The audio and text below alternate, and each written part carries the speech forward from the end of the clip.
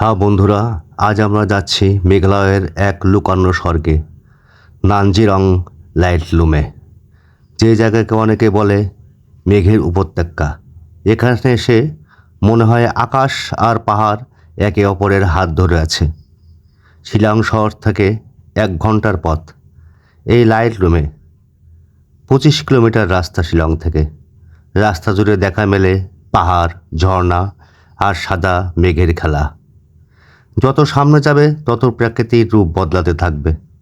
কখনো কুয়াশা, কখনো সূর্যের আলোয় ঝলমলে পাহাড়।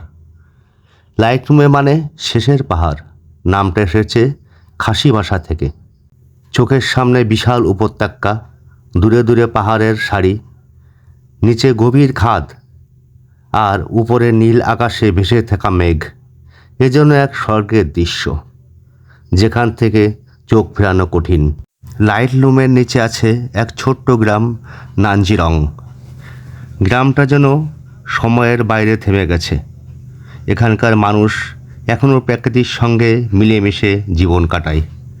পাহাড়ের ঘর, বাঁশের বেত, ধান ক্ষেত আর গরুর ঘট। নানজিরংয়ের মানুষজন খুবই শান্ত, অতিথিপরায়ণ আর হাসি মুখ। তারা প্রকৃতিকে মা মনে করে, তাই এখানে বাতাস এত পরিষ্কার আর প্রকৃতি এক সবুজ। ভোরবেলায় যখন সূর্যের আলো পাহাড়ের মাথায় পড়ে, তখন মেঘগুলো ধীরে ধীরে নিচে নেমে আসে।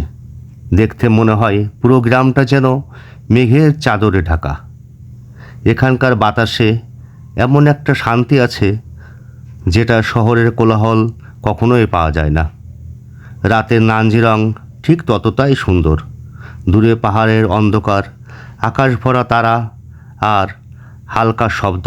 মনে হয় সময় যেন এখানে এসে থেমে গেছে। এখানকার মানুষ মূলত খাসি জাতির গোষ্ঠীর। তাদের নিজস্ব ভাষা, গান, সংস্কৃতি আছে আর বিশ্বাস করে প্রকৃতির রক্ষা করলেই মানুষ টিকে থাকবে। এই বিশ্বাসই হয়তো এই জায়গার এখনও এত সুন্দর রেখেছে। একটি আশ্চর্য ব্যাপার হলো বন্ধুরা, এই যে দেখছো নদী, মনে হচ্ছে না এটা নদী, কিন্তু আসলে কিন্তু একটা নদী না। এটা হচ্ছে বরফাচ্ছন্ন, তুষারাচ্ছন্ন একটা জায়গা। ঠিক আছে, ভ্রমণের জন্য সবচেয়ে ভালো সময় অক্টোবর থেকে মার্চ। বর্ষাকালে রাস্তা একটু পিচ্ছিল হয়, তাই শুকনো মৌসুমে যাওয়াই ভালো।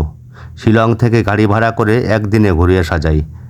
তবে যদি সময় থাকে, একটা রাত এখানে কাটানো অবশ্যই উচিত।